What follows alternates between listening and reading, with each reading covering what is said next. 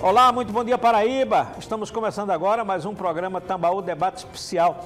E hoje nós vamos falar sobre um tema, esse tema se tornou urgente, aliás, eu acho que ele sempre foi urgente, então está se tornando mais urgente por conta de vários acontecimentos na última semana. O tema é a adultização de crianças nas redes sociais. Colocado assim, as pessoas até não vão entender. É a utilização de crianças nas redes sociais, né? Crianças e adolescentes, não só crianças e adolescentes, para práticas sexualizadas de adultos, vamos dizer assim. E esses conteúdos muitas vezes não, quase sempre são utilizados para monetização, para ganhar muito dinheiro nas redes sociais, na internet. E aconteceu esse caso do influencer Ítalo Santos nos últimos dias, e esse tema está pegando fogo. Nós vamos tentar entender o que é isso e como é que isso se processa nas redes sociais, na internet, desde sempre, qual é a perspectiva, onde é que é crime isso, onde é que não é crime, o que é possível ser feito, o que é que está sendo feito em toda essa situação. Nós vamos fazer um debate aqui com o professor e coronel Arnaldo Sobrinho, ele que já tem mais de duas décadas, assim, pelo que eu conheço, que sempre estuda essa história do fenômeno da internet e das redes sociais. Professor, seja bem-vindo, bom dia para o senhor. Obrigado, Josival, prazer estar com você e também com quem nos assiste, né? Um debate importante, relevante.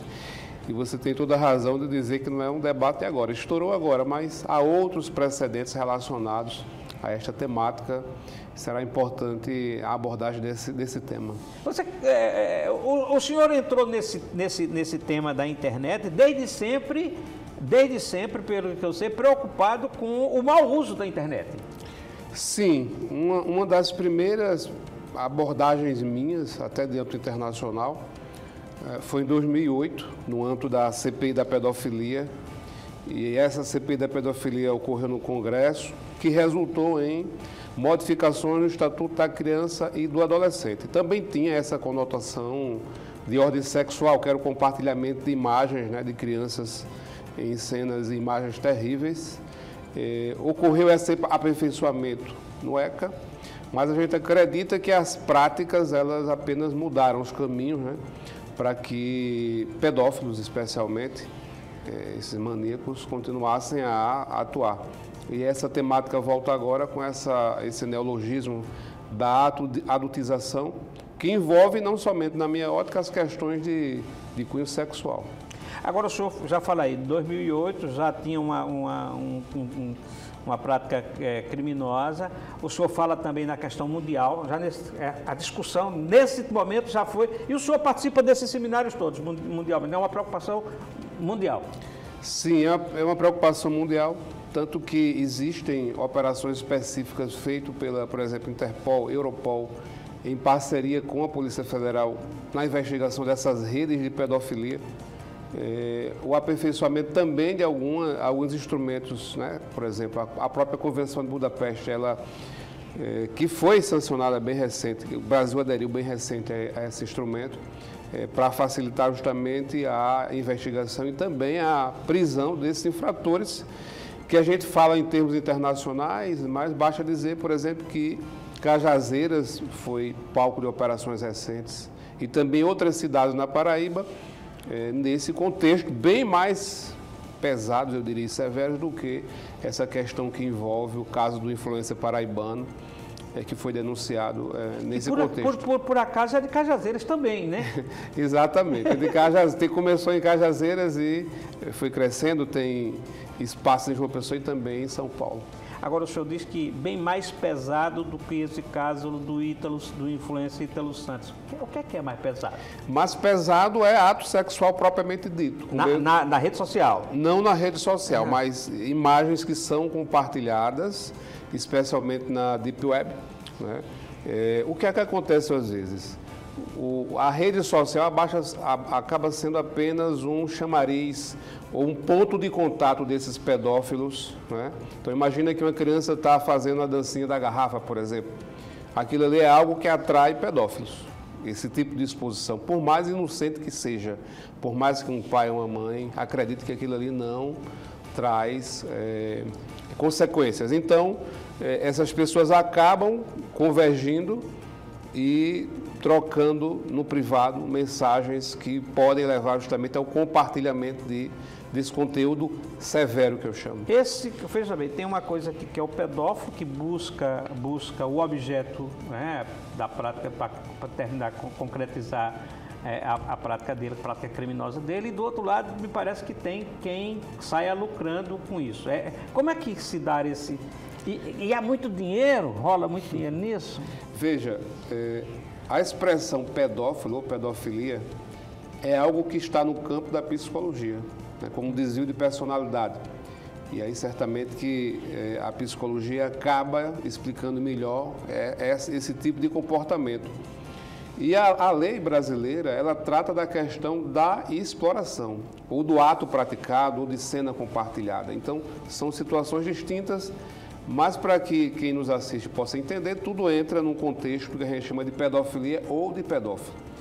Então, há pessoas que... A legislação acaba abrangendo os crimes praticados nesse contexto aqui. Exatamente. Sejam, especialmente com criança, adolescente, punições com relação a compartilhamento de imagens e também a situação do próprio ato em si.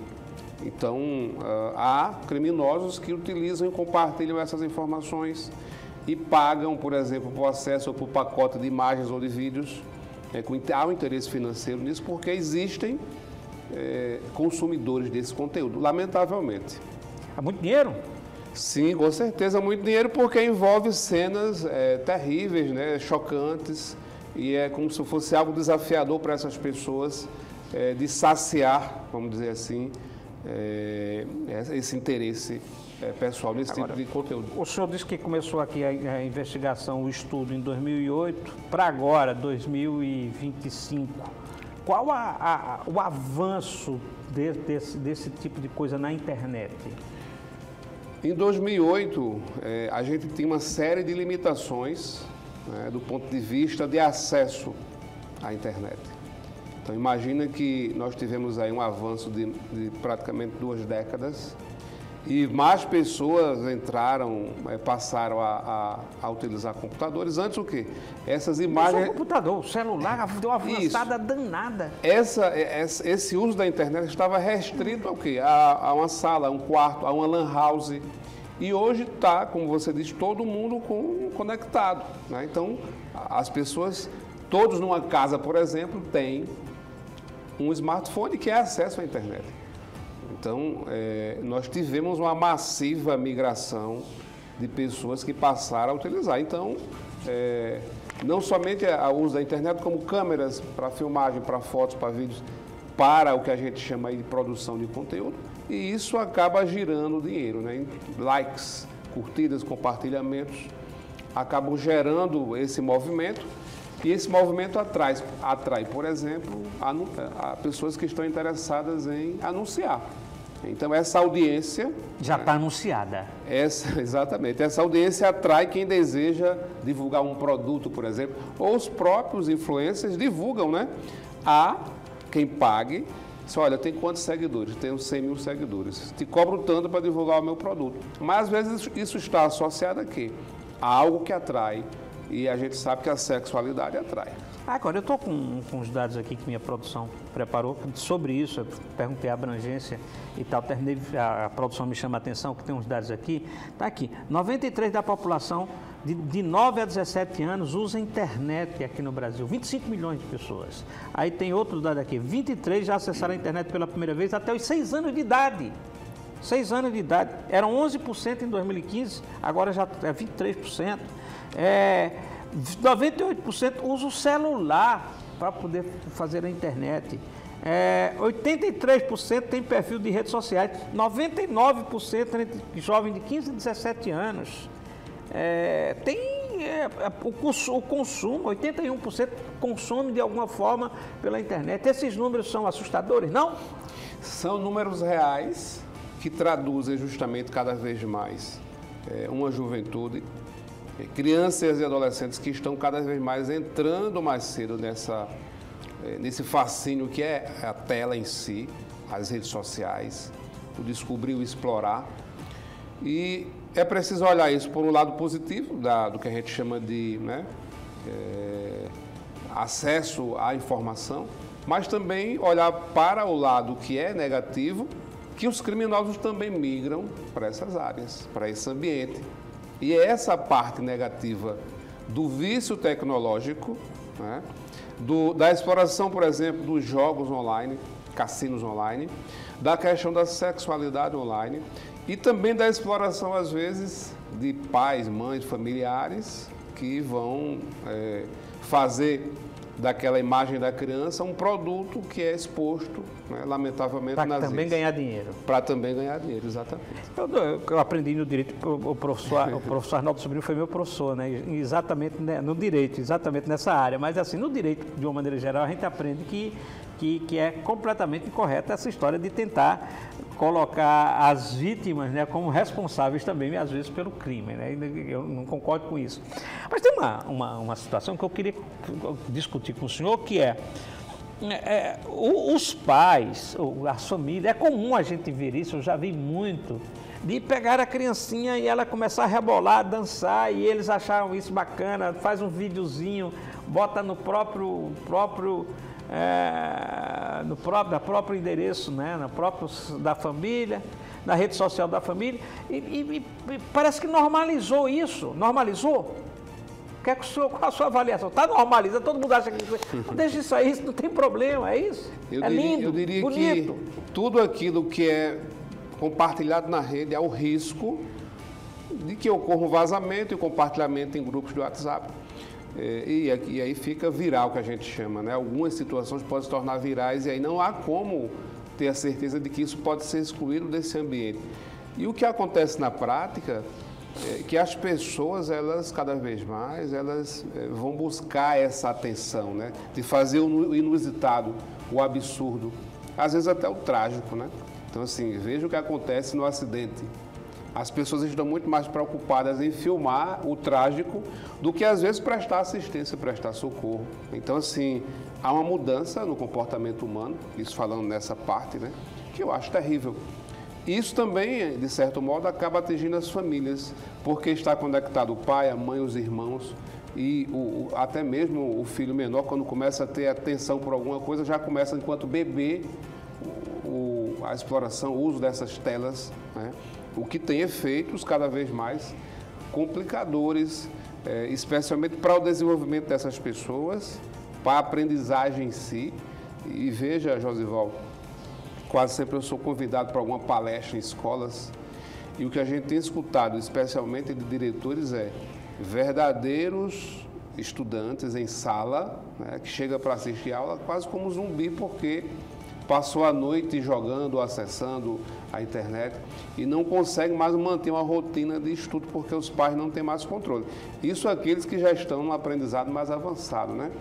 E mesmo aqueles que estão na faixa etária mais infantil, da primeira infância, acabam também passando por isso. Então veja como o problema é complexo. Ele tem um viés, obviamente, que envolve aspectos, né, criminais que requerem uma repressão, mas também uma reflexão para todos nós da sociedade sobre o uso responsável da rede como um todo. Professor, nós vamos para o primeiro bloco, mas eu vou já deixar aqui o tema colocado. Apesar da imprensa toda estar dando destaque muito a esse caso do Ítalo Santos, da adultização, inclusive deu muitas denúncias que vão chegando, vou colocando aqui.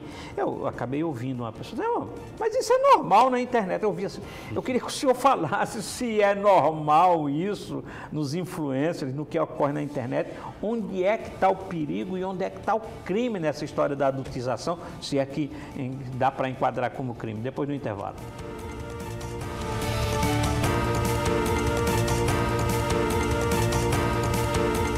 Voltando aqui com o programa Tambal Debate deste sábado, Tambal Debate especial deste sábado, o tema que nós estamos discutindo aqui, essa história da adultização, né, de crianças e adolescentes na internet, mas não é só isso, nós estamos aprofundando, porque nós estamos aqui com o professor e coronel Arnaldo Sobrinho, que é especialista, que há mais de 20 anos discute esse tema, estuda esse tema dos crimes na internet, e eles especificamente sobre a história da pedofilia na internet, os crimes sexuais, o uso de crianças na internet, de uma maneira geral. Nós estamos falando sobre esse tema, isso com a força desse tema vem dessa história, vou falar escândalo aqui, envolvendo o influencer digital Ítalo Santos na última semana. E eu deixei do outro bloco para cá já a pergunta, essa história de Ítalo Santos, porque eu ouvi uma pessoa, um internauta dizer, mas é o que a gente vê na internet, é isso, tem um monte de, essa história da adultização. O que é isso? Como é que a gente pode classificar esse assunto? Essa expressão adultização, Josival, ela surge agora nesse contexto, né? Esse neologismo. E aí o que é que cabe dentro dessa expressão? Então, a gente pode imaginar o que é que nós vamos, então, reprimir ou, digamos assim, entender como exploração, por exemplo, de trabalho infantil. Será que aqueles programas infantis, às vezes de culinária, seria exploração de trabalho, já que eles buscam também um lucro, né? Aqueles programas, aqueles concursos que são exibidos também sobre o talento musical de crianças, seria exploração? Então, é preciso separar essas questões. O que me parece de imediato como algo grave obviamente, a questão que envolve a exploração com finalidade e cunho sexual. Então, imagina que há situações, né, de que essas pessoas são exibidas, transmitidas, às vezes, na rede social, mas há uma situação mais grave, o quê? Não, para ter acesso a um conteúdo específico, você tem que se tornar assinante do canal, por exemplo. O que é exibido nesse canal? Cenas de nudez envolvendo esses adolescentes, esses jovens. Veja como a investigação ainda pode aprofundar. A história da roupa sumária, dos biquínis e tal, isso também é preocupante? Sim, porque você acaba, quer dizer assim, o produto que está sendo exibido ali é a nudez, né? O incentivo justamente a esse estímulo sexual de quem? De adultos, porque todas as pessoas estão tendo acesso. Então, assim, no caso específico do Ítalo, o que preocupa é a exibição desse conteúdo de crianças e adolescentes, especialmente adolescentes, num contexto sexual de exploração, né? E aí visando o lucro e aquelas pessoas expostas ali como produto. Pelo que eu vi também, só para que as pessoas entenderem, pelo que eu estou acompanhando também, tem também todo um jogo ali da forma como ele remuneraria as crianças com telefone, a família, enfim, tem todo um contexto ao redor que também torna grave a situação. Você vai lembrar de algumas lições, Josival, aqueles que colaboram para que um crime aconteça, se consume, também vão responder. Então, provavelmente, o Ministério Público deve acionar também esses pais, mães, enfim, que estiveram associados e autorizaram indevidamente essas práticas, porque, por mais que tenhamos situações que cabem autorização, há outras que são...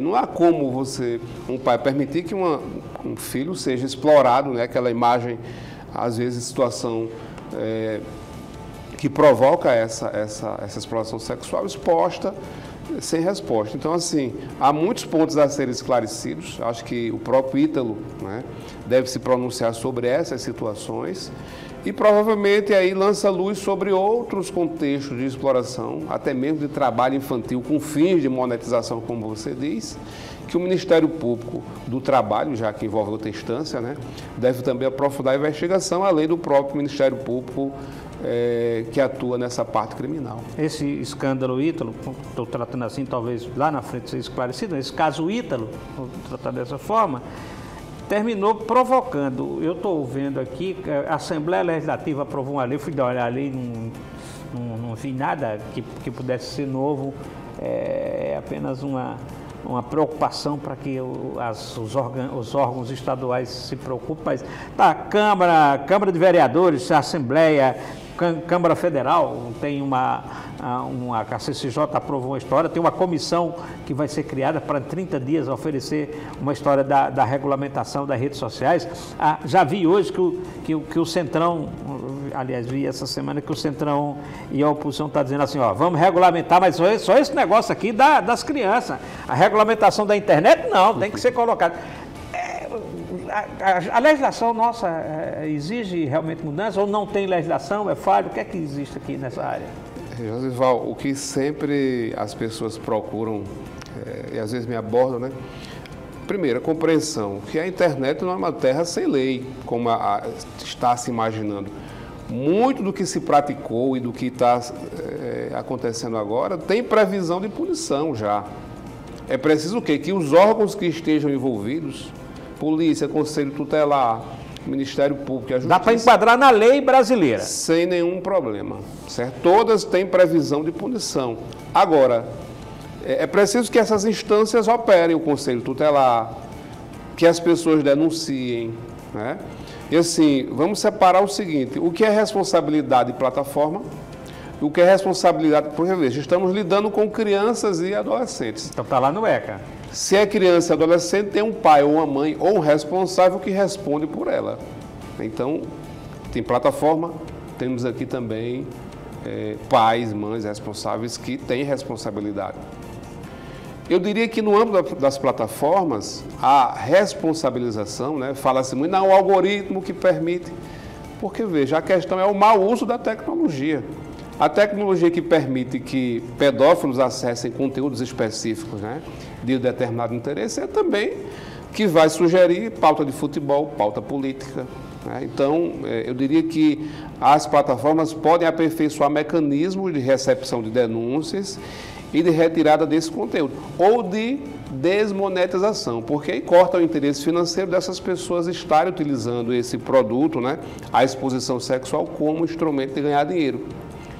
E aqui para nós também cabe uma responsabilidade e é preciso que a sociedade faça esse meia-culpa. Assim, é saudável que eu dê um celular e permita que a minha criança com 6 anos acesse ilimitadamente o que quiser na internet como um todo, nas redes sociais? Então, é preciso esse monitoramento dos pais também sobre o produto que é gerado, que é consumido, e que isso seja produzido sem esse cunho de monetização. Eu acho que se desmonetizar esses vídeos infantis que tem um desmonetizar conteúdo... tirar o pagamento, tirar o dinheiro. Isso, tirar o dinheiro vai perder um interesse considerável, eu acredito. Ao redor do mundo, e até para a gente aqui para o final do programa, ao redor do mundo, o que é que há de legislação em relação a isso, ou de atuação em relação a isso, que possa servir de exemplo para o Brasil? Eu diria que na Europa, eu fiz parte do meu doutorado, estudei 1 ano na Europa, existem regras extremamente rígidas para a exposição desse tipo de conteúdo. Eu diria até que... Não só de criança, mas de adultos? Também de adultos. Eu diria que existe mais uma cultura da própria sociedade de não permitir. Isso não passa nem de uma casa, né? Não vou filmar meu filho para expor, compreendo. Mas existem mecanismos específicos, né, que foram, obviamente, internalizados nessa legislação europeia para não permitir esse tipo de conteúdo. Conteúdo, se você acessar um tipo de conteúdo de cunho sexual, uma página sexual, ele vai ser bloqueado de imediato. Então, isso é monitorado, eu acho que facilita bastante. A polícia ter esse monitoramento, né, porque vai rastreando e vê quem é que está agindo de modo ilegal. Eu acho que essas experiências podem ser compartilhadas e, como você diz, é interessante o que é que outros países estão fazendo, né, para que a gente não adote regras que extrapolem essa limitação da liberdade de expressão, mas que permita também que tenhamos um acompanhamento mais específico e que os criminosos efetivos possam ser punidos severamente por conta desse tipo de exploração e de comportamento que é deplorável para a sociedade. Professor Dr. Arnaldo Sobrinho, obrigado pela sua presença no programa de hoje. Sempre às ordens, Josival, e à disposição, inclusive, para outros debates, escolas que precisem também de alguma palestra específica. Estou presidente da Associação Internacional de Prevenção e Combate aos Crimes Cibernéticos aqui no Brasil e sempre dispostos a colaborar com o bem da sociedade. Muito bem, nós esperamos que a gente tenha aqui contribuído, né, com esclarecimento sobre esse tema, e esperando que você faça a sua parte também, né? Não vamos esperar só pelas autoridades, não. Pais, né? A sociedade como um todo tem responsabilidade. Obrigado pela audiência, obrigado ao Coronel, obrigado a você. Desejo a você um bom fim de semana. No próximo sábado estaremos de volta com mais um programa Tambaú Debate Especial. Até lá.